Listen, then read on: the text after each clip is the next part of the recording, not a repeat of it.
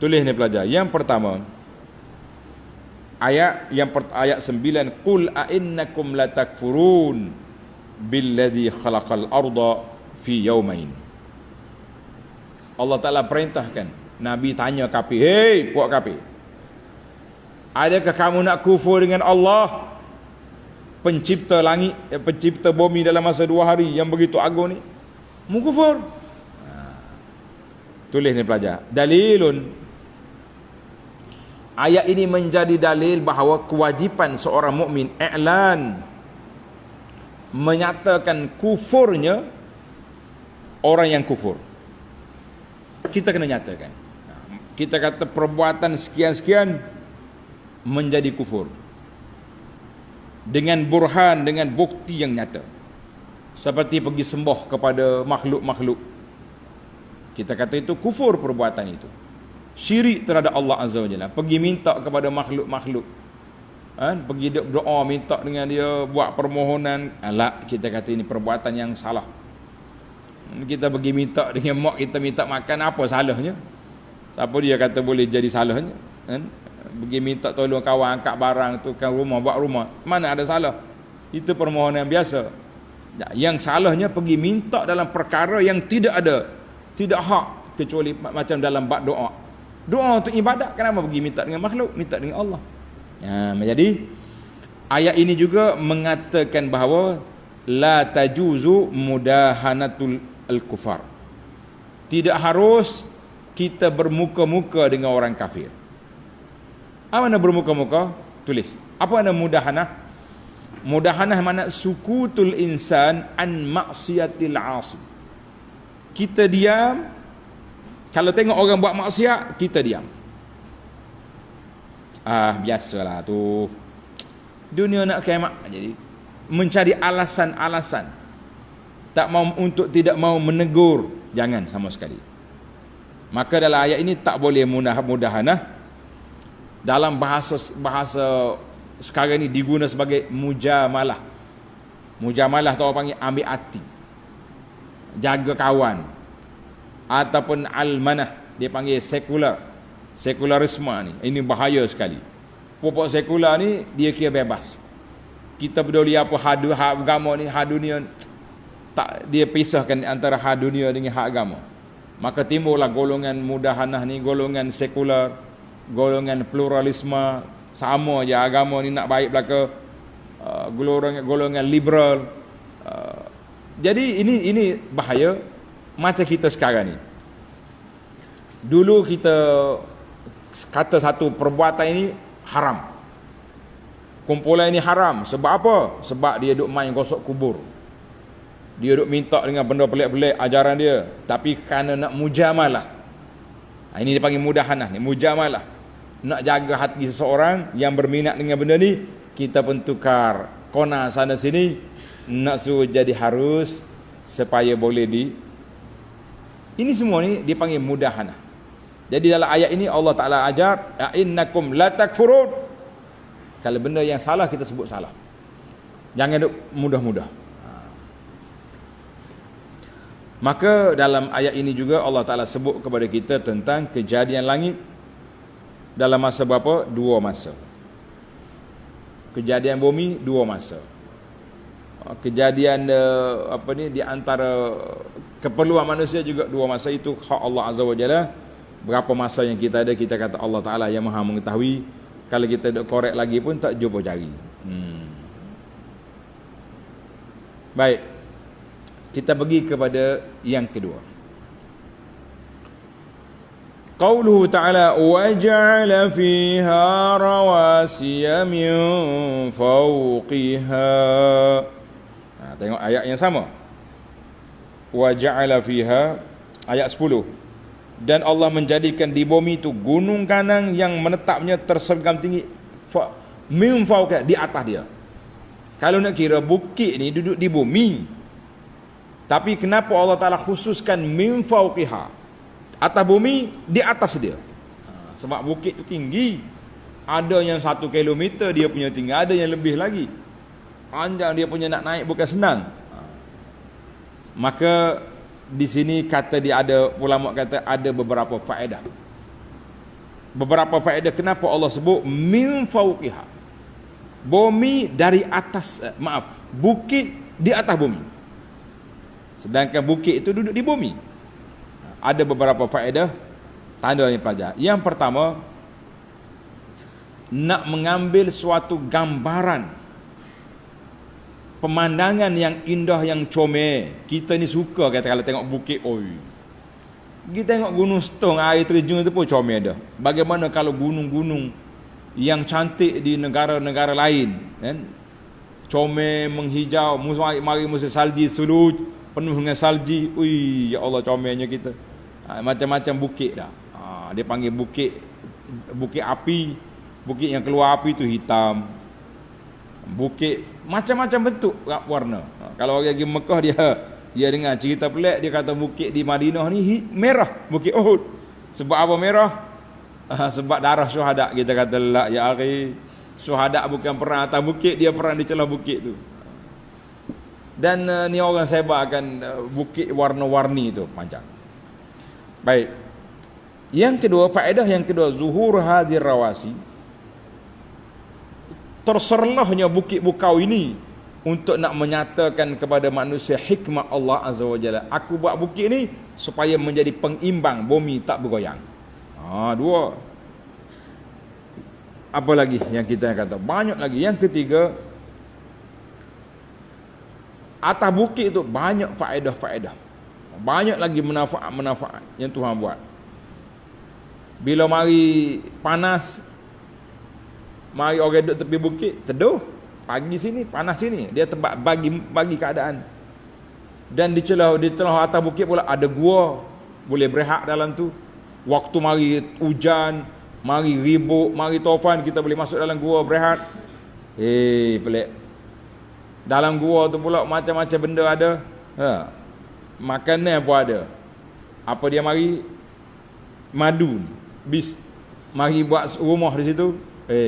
Baru ni anak pergi ke ni, dia panggil gua ikan. Orang buat pelancong yang ke Dabun tu. Di gua ikan tu penuh dengan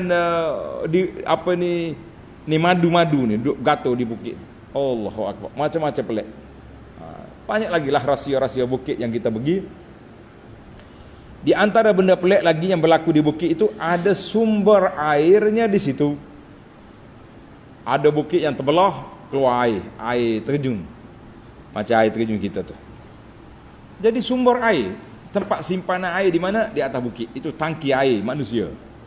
Banyak lagi nak tengok. Banyak lagi lah. Cukuplah tanda setakat tu dulu. Kita kata bukit itu mengandungi apa?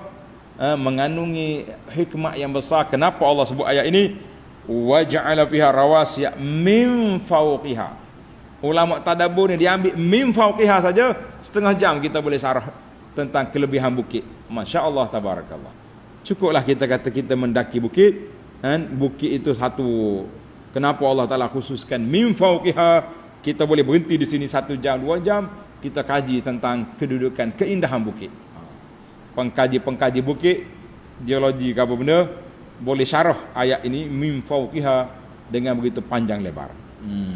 Baik, yang ketiga. Ayat yang ke-10, wa qaddara fiha aqwataha. Allah kata apa? Aku telah tetapkan makanan-makanan keperluan hidup manusia. Qaddara fil ardi aqwataha. Jadi Allah Taala jadikan di atas muka bumi ini sumber makanan manusia mengikut tempat. Dengar ni. Mengikut tempat. Negeri kita, istimewa kita sini apa dia? Durian contohnya. Durian orang tak pergi tanam Mekah, tak pergi tanam Madinah durian. Di Madinah orang tanam apa? Kurma. Maka berlakunya tabadul, pertukaran. Orang nak kurma naik pada Madinah. Ditambah lagi dengan kempen-kempen daripada penjual kurma, tuan-tuan kurma ajwah yang terbaik buka puasa. Walaupun tidak disebut dalam hadis kurma ajwah, dia sebut rutab dan lain-lain, tapi tak apa. Orang Arab pula nak makan durian, dia kena mari cari tempat kita. Tabadul, maknanya ada negeri ni dia punya kelebihan dia buah ke ni. Pergi negeri lain buah ni. Kita pergi negeri sebelah Ada pula banyak ke kacang pula. Kacang fustuk lah, kacang tu kacang ni. Masya Allah. Negeri kita ni pun berbeza-beza. Ada orang duduk sebelah ni, banyak buah kau ni. Ada orang duduk sebelah ni, banyak ni pula. Duk main berebut buah mangga ni pun tak mudah dah kita nak. Macam-macam mangga ada. Buah kelapa apa-apa jenis ada. Allahu Akbar. Kita kata qaddara fiha aqwataha. Banyak sekali faedah-faedah supaya kita menjadi manusia yang apa? Manusia yang bersyukur kepada Allah Azza wa Jalla. Jangan jadi manusia yang kufur. Kalau kita tak syukur, kufur. Dua tu ya. Kita pergi kepada yang keempat, faedah yang keempat. Ayat yang ke-11. Bila Allah Ta'ala ciptakan langit dengan bumi dan langit, Allah tanya. فَقَالَ لَهَا وَلِلْأَرْضِ ائْتِيَا طَوْعًا أَوْ كَرْهًا. Bumi dengan langit, mu nak ikut perintah aku dengan secara baik atau secara paksa? قَالَتَا أَتَيْنَا طَائِعِينَ. Langit dengan bumi kata, kami taat ya Rabbi, ikut, susunlah atas kami nak buat apa, buat. Maka perjalanan bumi sekarang ni aman, damai. Sekali-sekala jadi gempa bumi itu kenapa? Sekali-sekala timbulnya tsunami itu kenapa? Sebab mu buat maksiat, kamu tak dengar kata Allah nak cuit kamu supaya kamu sedar, supaya kamu insaf.